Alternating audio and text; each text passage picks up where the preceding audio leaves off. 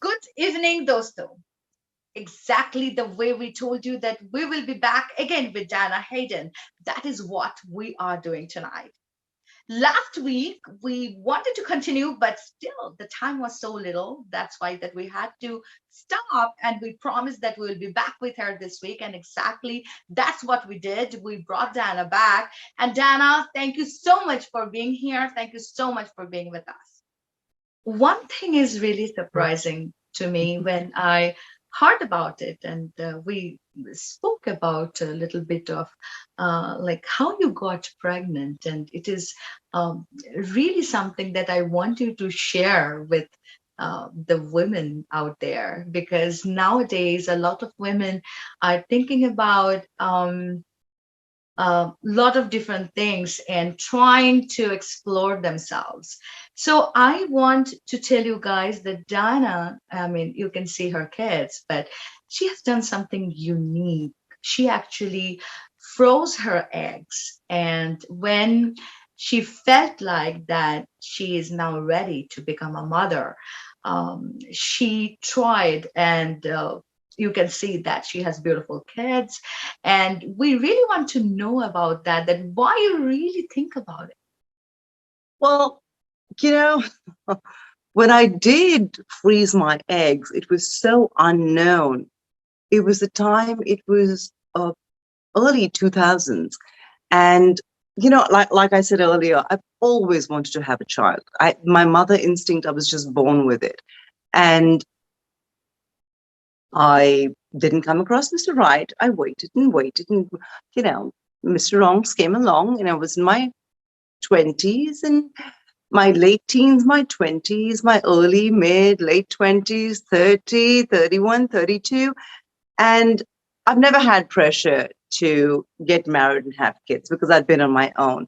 But even somebody as independent and modern as me, I didn't realize because I wanted to have children, I didn't realize till I froze my eggs that I was putting pressure on myself. I was taking stress. I wasn't putting pressure. So to move back, I had read about um, cases where they would freeze women's eggs Mm. when they had cancer, they had some big disease that needed treatment. And like in cancer, they froze their eggs of the patient, and then they would treat them with chemo, radiation, everything. And when the cancer had receded and they were okay, they would use those eggs to help them have babies through IVF. And I was like, okay, I am 33 years old and I want to have kids, and Mr. Right is not in my life. So I'd like to do this. And people weren't doing it for social reasons at the time. It was, and that too for medical reasons, it was being done in America, in France, Australia. And the technology had just been brought to India the next year. And a friend of mine introduced me to Dr. Nandita Palshetkar and Dr. Rishikesh Pai, who brought the technology to India, because my friends, my family heard about it, and they thought I was crazy that I want to freeze my eggs. But when my manager heard about it, he said, oh my God, it's been brought to India. And he introduced me to Dr. Nandita Palshetkar. And she answered all my questions, because besides my research, I had so many more questions. And I did. I froze my eggs when I was 34 years old, because as soon as you hit 35, the quality and quantity of your eggs deteriorate every 5 years, from 30, 35, 40. So just before I hit 35, I froze my eggs. And when I was 40 and we got married, we realized in a year's time that I was having problems conceiving. And we found that it was because I had endometriosis. And now it's very personal, but I share it because endometriosis reduces your chances of having children by 50%. So we went back to Dr. Nandita Palshetkar, and we used my eggs that I froze at 34. And at 41, we put those eggs, we did IVF, and we put this, you marry the sperm and the eggs, and you put that embryo in the uterus. The implantation of the embryo onto your uterus no doctor in this world can do. That is God's work. Life itself, that life holding on and then growing within your body is God's work.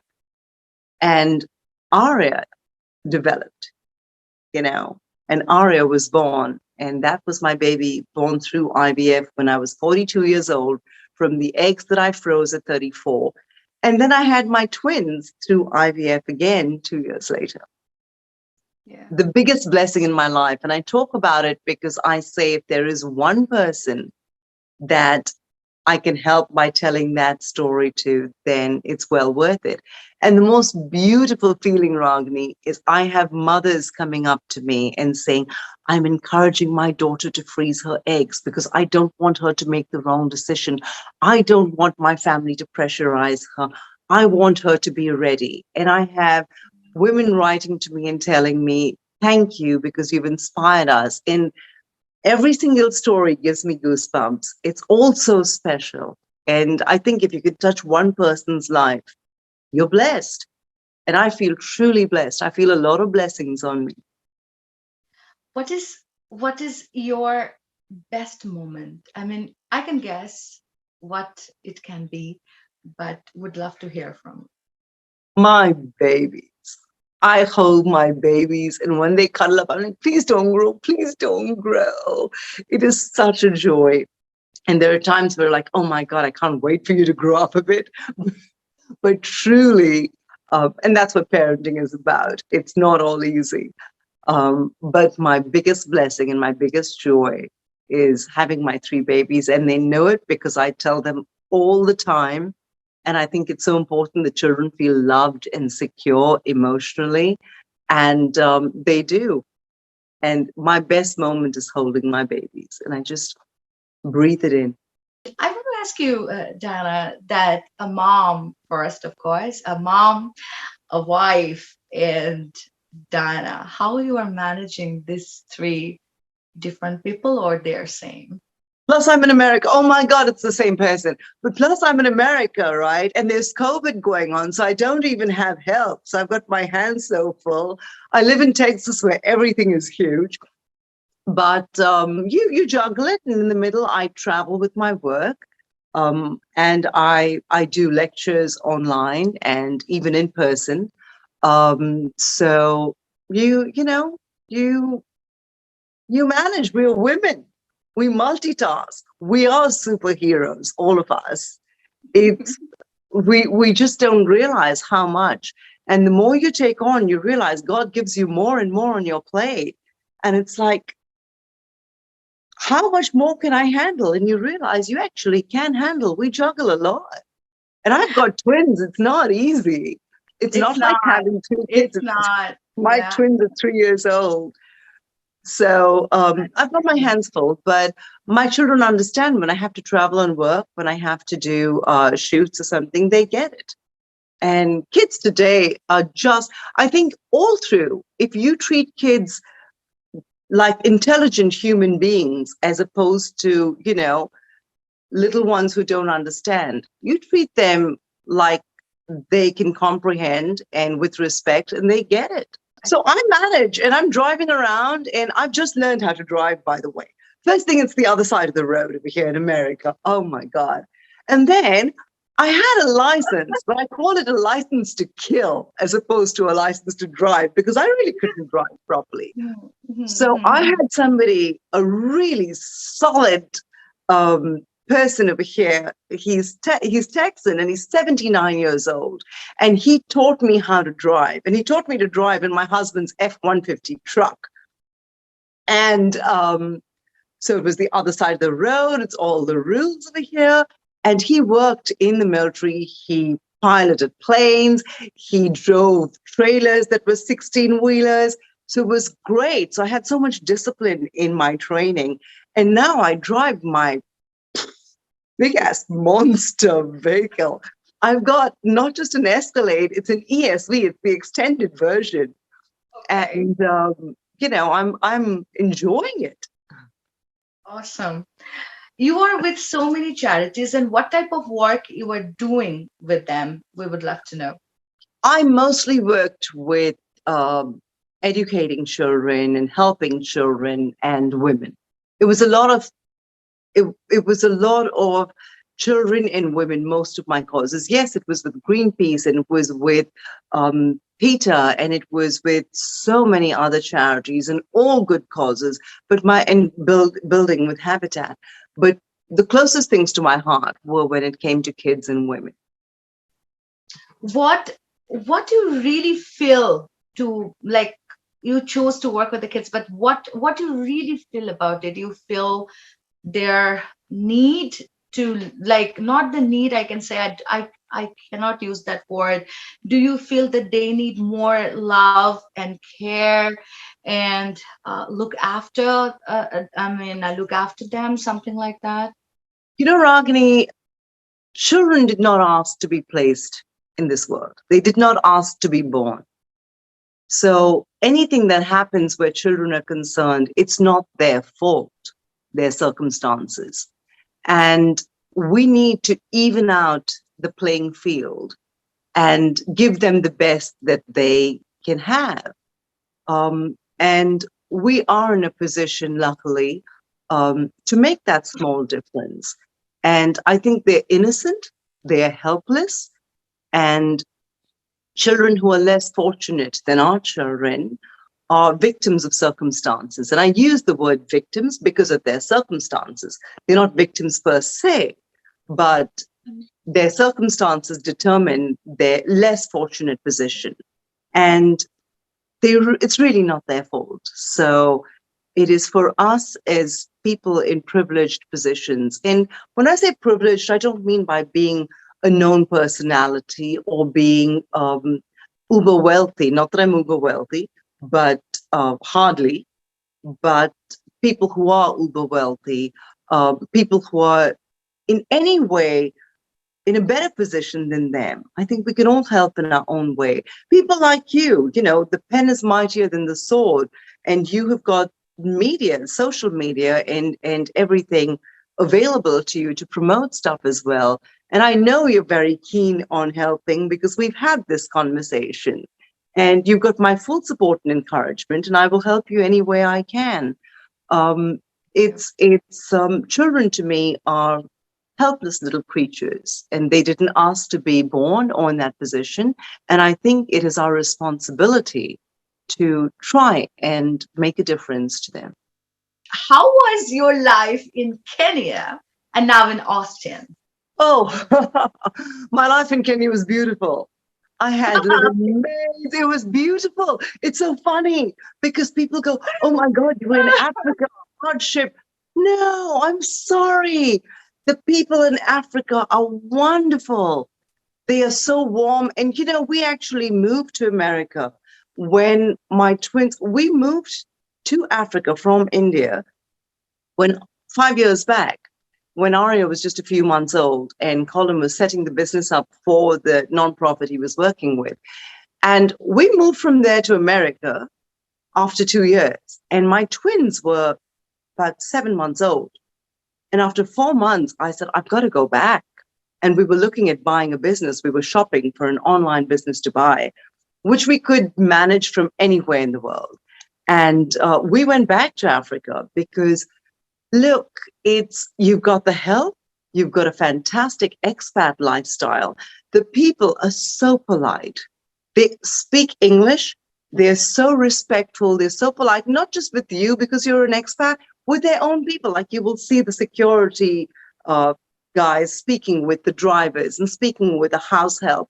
And they're all so charming. And that's the environment you need your children to be brought up in, I think.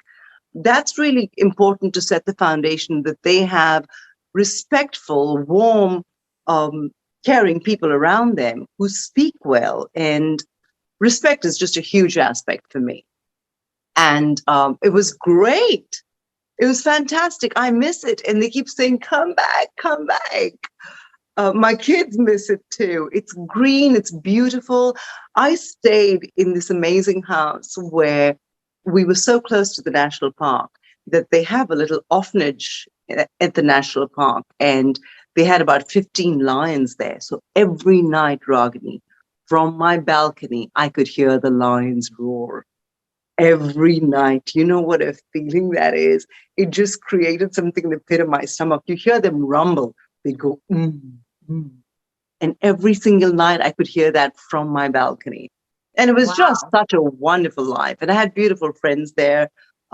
It was, yeah, I love it. I miss it. And then to Texas.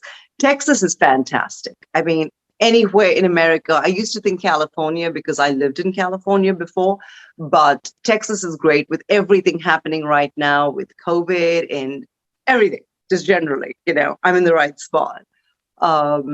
And the music is great. The weather is fantastic. Everything is big and bold in Texas, and the food is wonderful. So it's great to bring up kids over here. I live in a very strong community area. People are very warm and friendly. The Texas spirit, I think it's the perfect place. And we chose Texas. We could have lived anywhere. We chose Texas because we, looked at permutations, combinations, pros and cons, and that's why we decided Texas. Even from Vegas, where Colin's parents live, it would be great to be close to the grandparents, but we chose Texas because it is fantastic to bring up children over here. Oh, that's wonderful. So, what Diana likes to do, and I can say that, what are your hobbies? What are you doing with just a cup of coffee maybe and not doing anything? So, Oh, I don't have that luxury of not doing anything. I swear to you, this is a luxury to be able to sit down and just chat. I should have just brought my coffee along while I was doing this. I don't have yeah. the time to do that because if I'm with a coffee sitting outside in the garden, I am on the phone, either shopping for my kids who've grown out already of their clothes and shoes, or buying stuff like cutlery and pots and pans and knives that I still need in the house. And it's just, dealing with insurance or dealing with something or the other. Mhm. The luxury of that moment to myself is not there. Like my daughter keeps telling me, Mama, when is Mother's Day? Can we have Mother's Day next Sunday? Because I want to send you for a spa treat. And I'm like, thank you. I Oh, oh my know. God, I, look at her. I will tell you, I love Disney because Oh. Disney today is teaching kids all the right things about values. They're Mm. teaching them about how to respect your parents and elders. And every single episode, be it Vampirina, be it Sophia, be it Paw Patrol, be it Mickey, Nickelodeon, anything, all of them today are teaching kids values and Dino Ranch as well. Just all of them. They teach kids the right things. And there's a lot of appreciate your mom, and she works so hard. And I think that's wonderful. Um, so I love it. But Oh my God. a moment to just sit down and have a cup of coffee, I'll tell you honestly, I'd be like, I'm wasting time. If I actually sit and did nothing, there's so much to do. Because my kids are also so little, Hmm. and there will be a time where I can do that. But not right now. And my friends tell me, you've got to take time out for yourself. And I do take time out for myself, but I'm multitasking while I'm doing it. Yes, yes. Beautiful, lovely, gorgeous. And this is what we should do as well. My viewers, you have met Diana and you can see or you can feel with her words and by even like looking at her that how much motivated she is in whatever she's doing. That is the reason that she's touching so many hearts because if you do something, do it in a right way, do it And in a 100%. your way. Yeah. And 100%. When you do And something, just do it 100%. Give it your yeah, all so you have no regrets. The worst thing that we exactly. can have are regrets because people get older and they have regrets of things that they did or didn't do, especially. Those are the biggest regrets because that I should have tried this or I should have done this. And we romanticize that whole idea of all success and success that would have happened had we done it. Not maybe I'd have tried it and I'd have failed, you know? So whatever you do, give it 100% and don't let fear guide you, is what I say.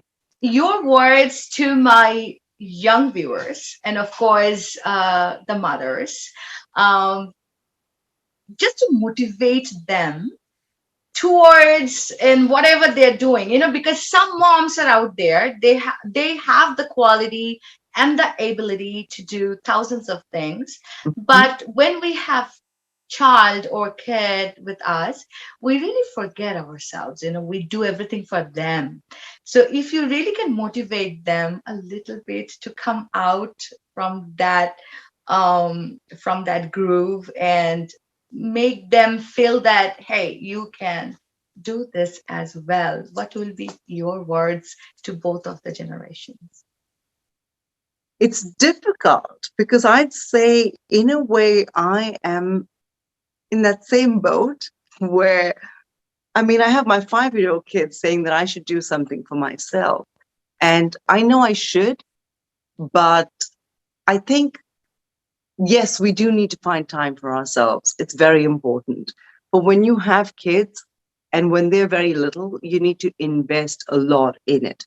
And the best thing that we can have is a support system around us of family and friends, or even getting a babysitter. In our community, usually it's family that's around us, usually. But if you need to, then I guess even getting a babysitter works. But yes, you have to take that time out for yourself. Like don't take a leaf from my book, take it from my 5-year-old's book, take her words. Get your spa day, take time for yourself. Because one thing I found, that if I don't relax, and I find in my own way, I find time for myself while I'm doing stuff. I find if you don't, you can't give them your all. You think you are, but you're not giving them the best of you. And we are really capable of doing so much. We're so good at multitasking, us women. And I would tell the women of today and the youth of today, just do whatever you want to do, in terms of, not whatever you want to do, not if it's not right, but if you want to go for something, go for it. Don't let fear control you. Be passionate. It's just so important to be passionate. What are your future plans right now? I've got a lot that I am um, keen on doing down the line, like not in the immediate future, because my immediate future is just getting my babies in the right place, and it takes all of my time. But I'm lucky enough that I can actually manage my professional life as well. To a large extent, I still travel and um, I work even online. But beyond that, I've got plans, bigger plans professionally, which when the time is ready, I will share with you. I can't write. Absolutely, absolutely. We, from our Mana TV and Mana TV International family, the worldwide family, we really want you to have all the success. And I just pray this for you, that whatever you want to touch and wish for it, you will just get it, because you are doing everything so positive with a positive mind of doing it. That is what making Dana Hayden somebody in this world, somebody who can make the change or bring the change or thinking about touching the heart. Thank you so much, Diana. And I think that this Diwali episode is really special, because Diwali is actually, already that um, it is actually the power of the goodness over the evil. So I think that this is a fantastic episode just to talk about that and to dedicate to our worldwide viewers for this Diwali, so they can also think something about themselves, or maybe they can try to, maybe, I think that they can think about themselves, and maybe they can change their thinking. Maybe they can be a better person tomorrow. Why not? Yes, we all make mistakes. We all misjudge people. We all do several things that we really don't intend to. But this is your chance. Please give yourself a chance tonight and think about it, another blessed morning that is coming tomorrow. And change, yes. Think about it and make it happen. And that is what exactly Dana was saying right now to all of you. Just do whatever in is your mind, be positive, and of course, do the right thing. Dana, it's our pleasure to have you in this beautiful show. And your aura, again, your aura just made it so perfect. And I really loved it. I really loved it from bottom of my heart. Wish you all the best and stay well, stay safe. We don't want to have anything like what happened when you came in this country. We don't want that. We want you to be safe and sound and perfectly all right because you have a lot of things to do. Thank you so much for being here tonight. Absolute pleasure, Ragini. Yes, we don't want COVID to happen again. I and my whole family got COVID as soon as we got in. So, but we're very well. And thank you so much for having me on your show. I would love to wish your viewers a very, very happy Diwali. And be blessed and have a prosperous new year. Friends, we are going to be back again next Wednesday, same time, and of course, with someone very special just for you guys. Stay well, stay safe, and yes, still use the mask, even though you're going out. Still use the mask and take care of yourself. That's very important. Good night. Bye.